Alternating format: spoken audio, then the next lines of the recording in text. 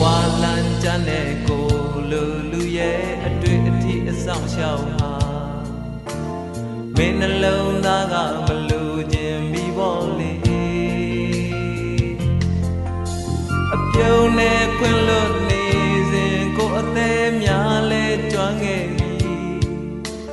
မင်းနဲ့အရင်လိုဘဝမျိုးရောက်ချင်နေ